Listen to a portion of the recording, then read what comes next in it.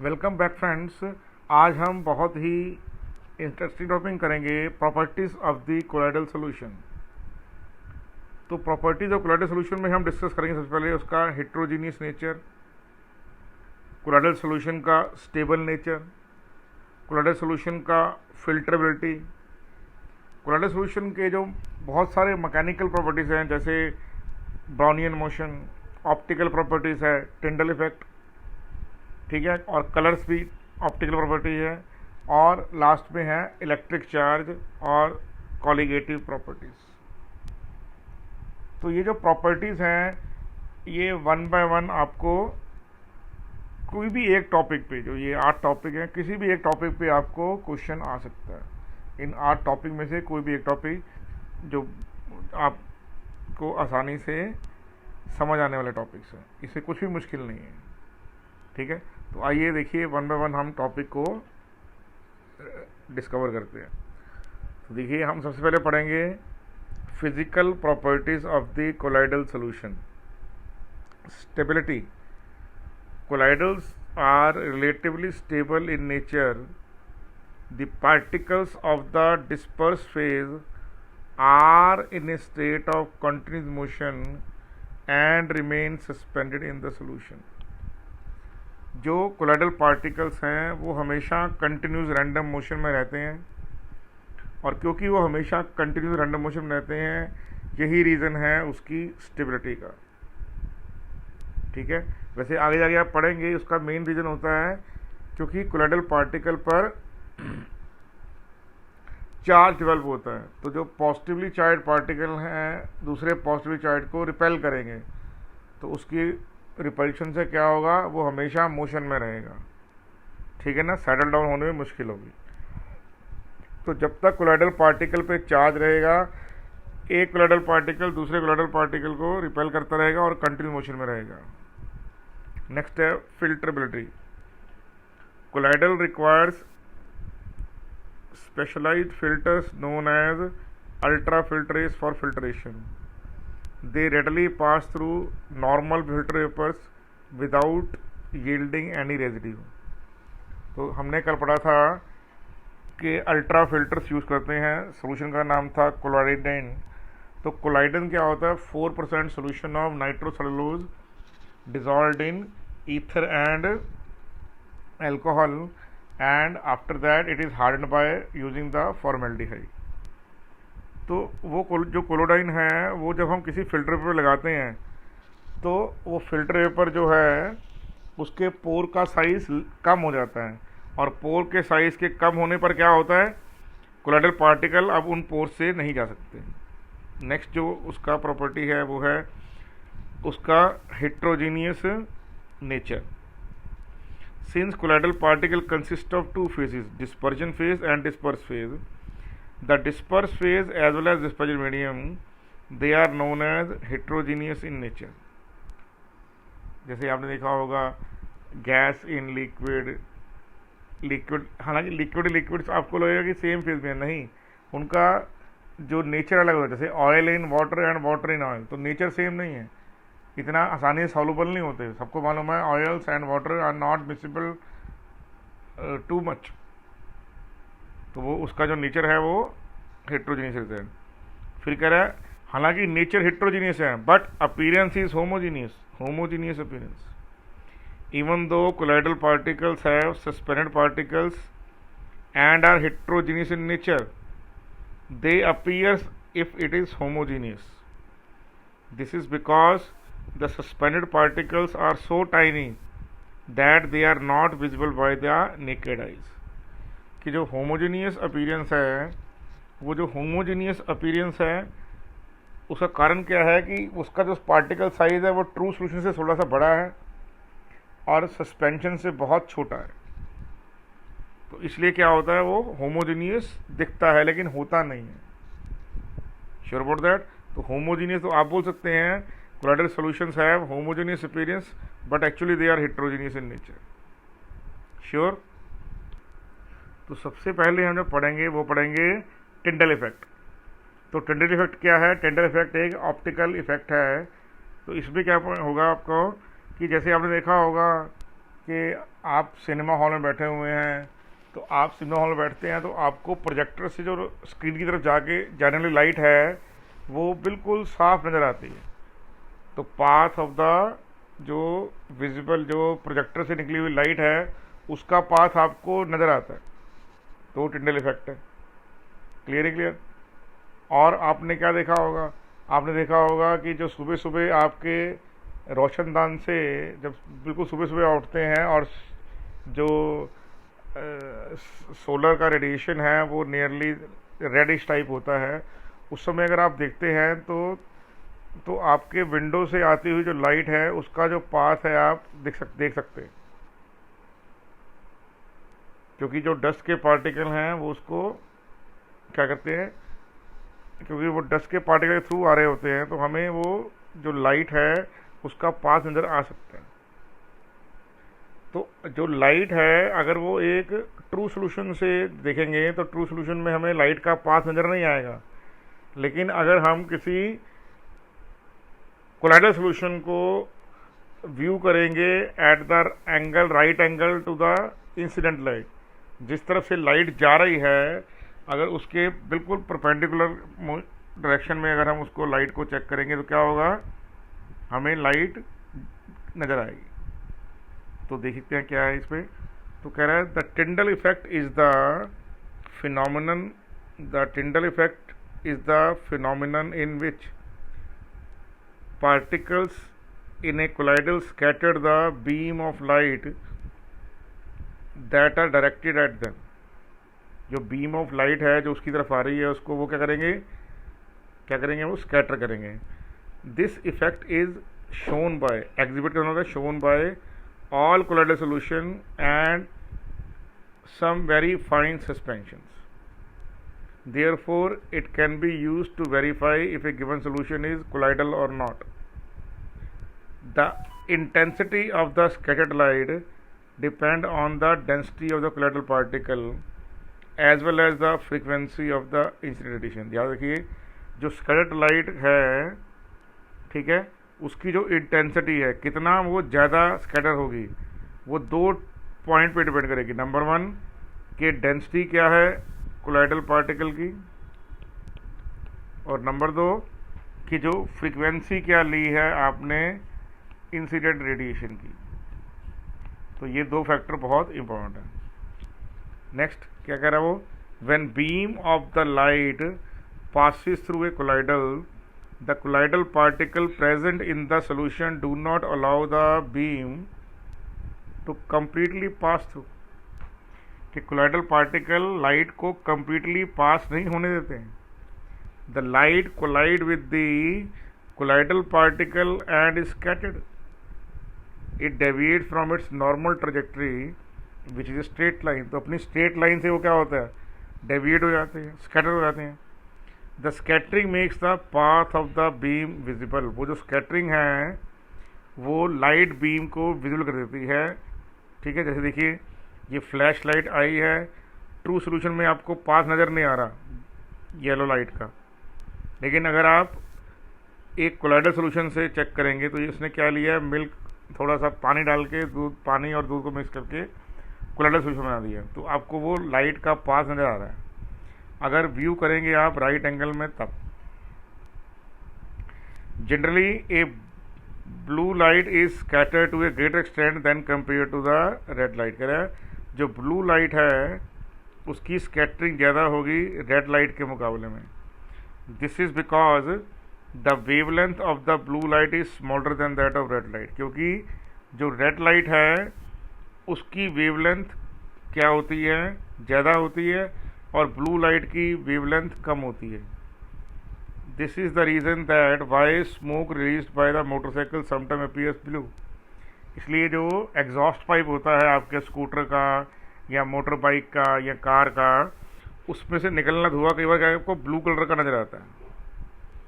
The Tyndall effect was first discovered by the Irish physicist John Tyndall. The diameter of the particle that can cause a Tyndall effect can range from 40 to 900 nanometer. जो colloidal particle हैं इस size के होने चाहिए।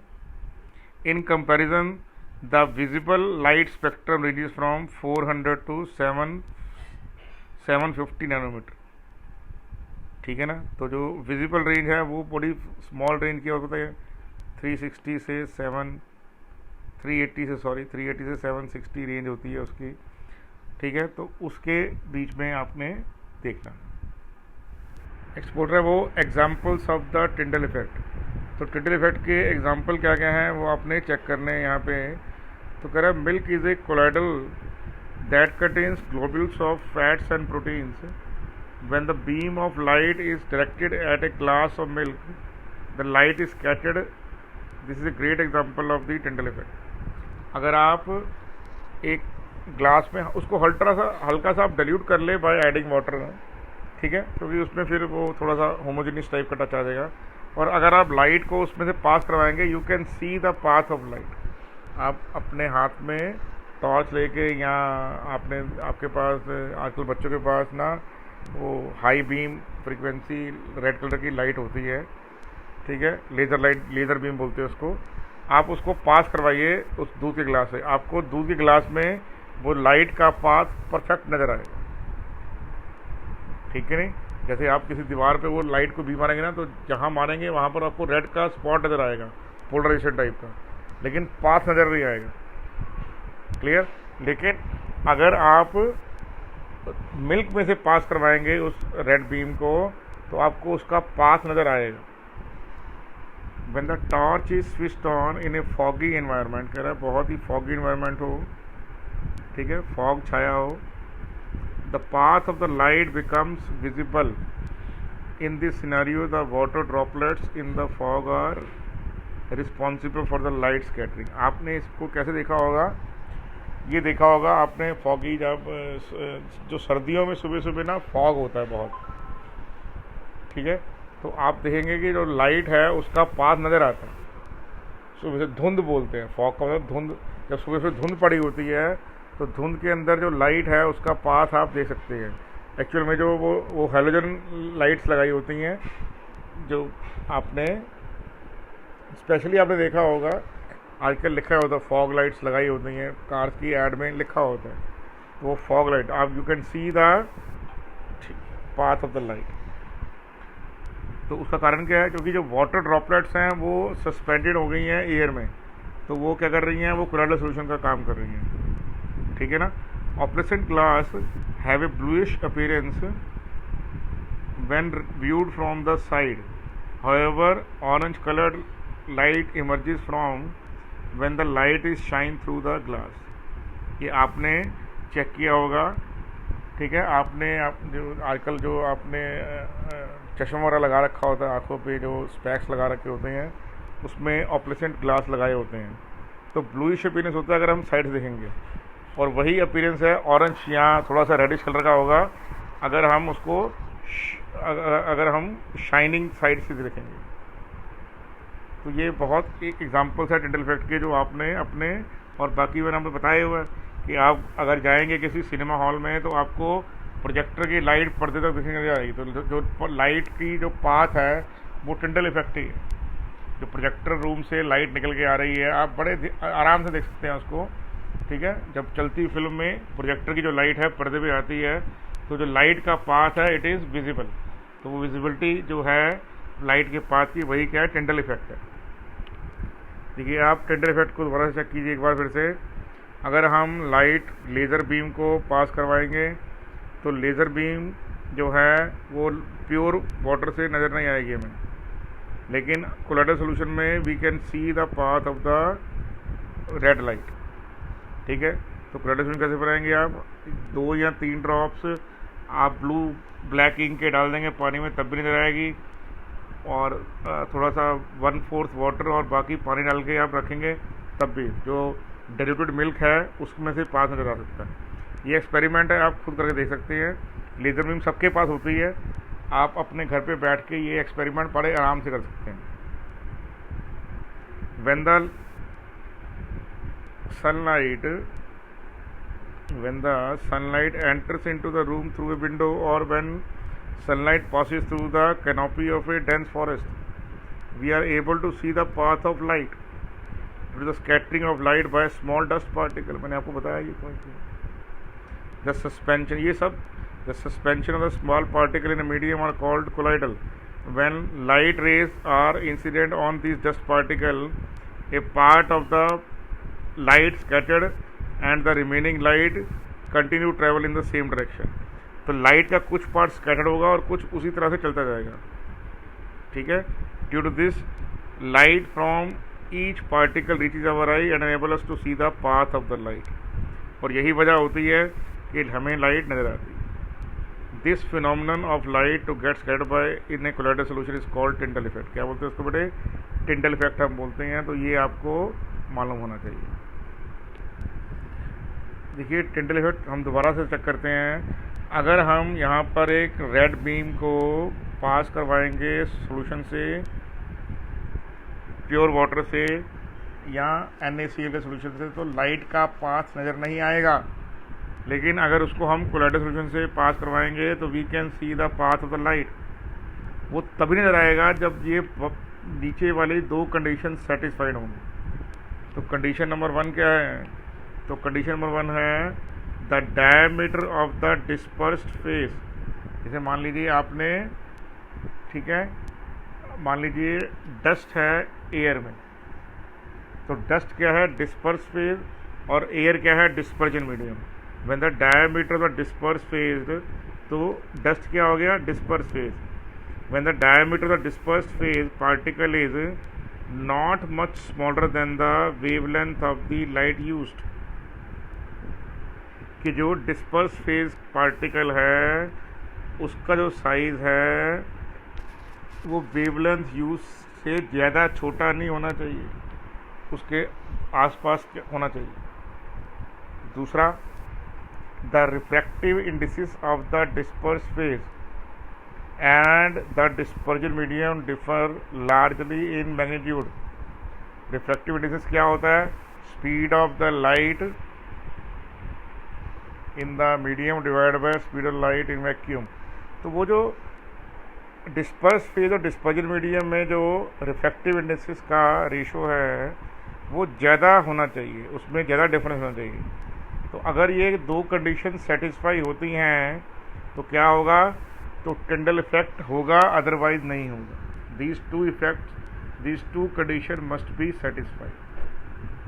Clear है बेटा आपको ये बात? ये पॉइंट आपको समझ आना चाहिए। अब देखिए क्या बोल रहा है, कह रहा है टिंडल इफेक्ट जो है उसका हम यूज़ करते हैं क्या? उसका हम यूज़ करते हैं to construct ultra microscope. Ultra microscope क्या होता है? Ultra microscope does not make colloidal particle visible. वो कोलाइडल पार्टिकल विजिबल नहीं करता। तो क्या करता है? But only the light scattered by the colloidal particle can be seen through a microscope. तो वो क्या दिखाता है? स्कैटर्ड लाइट के पाथ को दिखाता है।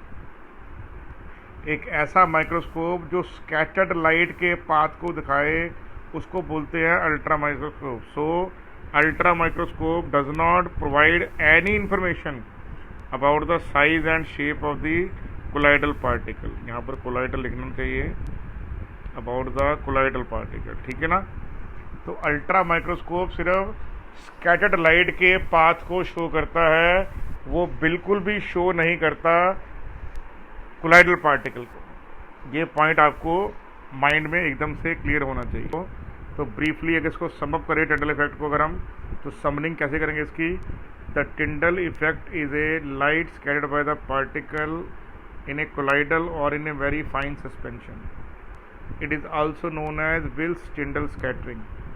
It is similar to that of Rayleigh scattering in that the intensity of the scattered light is inversely proportional to the fourth power of the wavelength.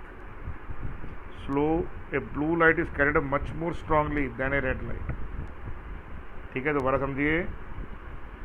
The intensity of the scattered light is inversely proportional to the fourth power of the wavelength. So blue light is scattered much more strongly than a red light. An example in everyday life is the blue color sometimes seen in a smoke emitted by motorbikes, in particular two-stroke engines. ये मैंने आपको already पहले बताया हुआ example कि true stroke engines है उसमें से आपको जब धुआं बाहर निकलता है तो ब्लू लाइट का धुआं ज़्यादा नज़र आएगा आपको। कारण क्या होगा? क्योंकि स्कैटरिंग ऑफ लाइट ज़्यादा हो गई है ब्लू में। तो जितनी वेवलेंथ कम होगी किसी भी रेडिएशन की, उसमें उतना ज़्यादा ही स्कैटरिंग आए। Under the Tyndall effect the longer wavelengths are more transmitted while the shorter wavelengths are diffusely reflected or scattered. The Tyndall effect is seen when light scattering particular matter is dispersed in the otherwise light transmitting medium. तो ये हम दो already कर चुके हैं। The diameter of the individual particle is in the range between 40 to 900 nanometer, while the wavelength of visible is this. तो wavelength के आसपास अगर पार्टिकुलर साइज होगा तो ये इफेक्ट ज़्यादा नजर आएगा। It is particular applicable to colloidal mixture fine suspension. For example Tyndall effect is used in nephelometer to determine the size and density of particle in aerosols और अदर कोलाइडल मैटर। देखिए next जो topic है वो बड़ा important Brownian movement है वो। तो आपने एक अक्सर देखा होगा अपने घर में, आप सुबह सुबह अगर अपने घर में से खिड़की से पर्दा हटाएंगे तो लाइट जो है वो नज़र आएगी आपको खिड़की से आती हुई, और आप उस अपने हाथ को ऐसे घुमाइए उस एयर के पैसेज में, उस लाइट के पैसेज में, तो आपको डस्ट पार्टिकल ऐसे नाचते हुए, मतलब जिग-जैग मोशन करते नजर आएंगे। इसका नाम होता है ब्राउनियन मूवमेंट। या फिर आप पॉलन ग्रेन्स लीजिए, जो पॉलन ग्रेन्स हैं उनको वाटर में डिज़ोल्व कर दीजिए तो वो घूमते जाएंगे पानी में, जिग-जैग मोशन में घूमते जाएंगे। तो जो डस्ट पार्टिकल का एयर में सीजलेस मूवमेंट है, कभी ख़त्म नहीं होने वाला मूवमेंट है। या फिर पॉलन ग्रेन्स का फ्लूइड में, पानी के अंदर मूवमेंट है। तो ये सब किसके एग्जांपल हैं? ये ब्राउनियन मूवमेंट के एग्जांपल हैं। तो क्या बोल रहा है वो? When colloidal sols were observed under a microscope, colloidal particle were seen moving in a zigzag motion. ये देखिए कोलाइडल पार्टिकल जिग-जैग मोशन में घूम रहे हैं। देखिए कभी यहाँ वहाँ, देखिए जैसे वाइट एरो जा रहा है यहाँ पे, देखिए ये, ठीक है। As the light is scattered by colloidal particle. ऐसा क्यों होता है? क्योंकि लाइट जो है, कोलाइडल पार्टिकल लाइट को स्कैटर करते हैं। These particles execute ceaseless erratic random motion called Brownian movement. It is due to the bombardment of colloidal particle by the molecular dispersion medium. जैसा कि मैंने आपको बताया, जो आपके पास डस्ट है तो इसमें क्या होगा, जो डस्ट के पार्टिकल हैं, जो क्या हैं, जो डस्ट हैं, ठीक है, डस्ट इज स्ट्राइक्ड बाय एयर। जो डस्ट है उसको कौन स्ट्राइक करता है? उसको एयर स्ट्राइक करती है। तो उससे क्या होता है, डस्ट के पार्टिकल हमेशा कंटिन्यूस मोशन में रहते हैं, ठीक है बेटा। अब क्या बोल रहा है next? The dispersed particle present in a colloidal solution exhibit a very important property called Brownian movement. जो डिस्पर्स्ड पार्टिकल है, डस्ट पार्टिकल हैं, जैसे डस्ट इन एयर क्या है? डस्ट डिस्पर्स्ड मीडियम है, एयर डिस्पर्जन मीडियम है। When a colloidal solution is viewed under the microscope, the colloidal particle seal continuous moving in a zigzag path. There is a continuous bombardment of the moving molecule of the dispersion medium on the colloidal particle from all the direction. This impart a momentum to the particle to move in a forward direction where again it collide with another particle. तो जो air के particle हैं वो dust के एक particle को टकराते हैं, डस्ट का पार्टिकल दूसरे पार्टिकल टकराता है, और एयर के बाकी पार्टिकल भी डस्ट पार्टिकल टकराते रहते हैं। तो इस तरह क्या होता है, ये एंडलेस जिग-जैग मोशन चलता रहता है। These collision results in a random motion, zigzag motion of the colloidal particles. The Brownian movement imparts stability to the soul. ये जो मूवमेंट है ये स्टेबिलिटी का सोल देता है। जो धूल मिट्टी है वो फैली रहती है, नीचे सेटल डाउन नहीं होती। It oppose the gravitational force acting on the colloidal particle. तो ग्रेविटेशन क्या होती है, सेटल डाउन करना चाहती है, लेकिन जो एयर पार्टिकल की मूवमेंट है उसको हमेशा मोशन में रखेगी and prevent them from the setting down. So the stability of the sol is maintained. तो सोल की स्टेबिलिटी क्या होगी, यहाँ पर मेंटेन्ड होगी। अब दोबारा से इसको देख लेते हैं। कह रहा है Brownian movement is also called Brownian motion, is defined as uncontrolled erratic movement of particle in a fluid due to the constant collision with the fast moving molecule. Usually the random movement of the particle is observed to be stronger in a smaller size particle, less viscous liquid and at high temperature. अगर temperature high है, dispersion medium थोड़ा less viscous है और colloidal particle छोटा है, तो ये movement ज़्यादा अच्छे से नज़र आता है। These are also some of the factors that affect the movement of the particle. One of the most common example of Brownian motion is diffusion of gases, where pollutants are diffused in the air or calcium diffused in the bones. Air है, dust है, metal के particle हैं, ये सब आते हैं air के अंदर। और consider an example of the effect, ये इसी इफेक्ट से आते हैं। Brownian movement in a colloids. The Brownian movement effect is seen in all types of colloidal solution. Besides this phenomenon clearly explain the random motion of soul particle and indicate that these particles are not static. Nonetheless, the main reason for the type of motion in soul particle is due to the unequal bombardment of the depressed phase, leading to non-uniform motion in a native due to difference in the size of the particle. ठीक है बेटे, तो simple सी बात है। ये क्या है, ये एक डिस्पर्जन मीडियम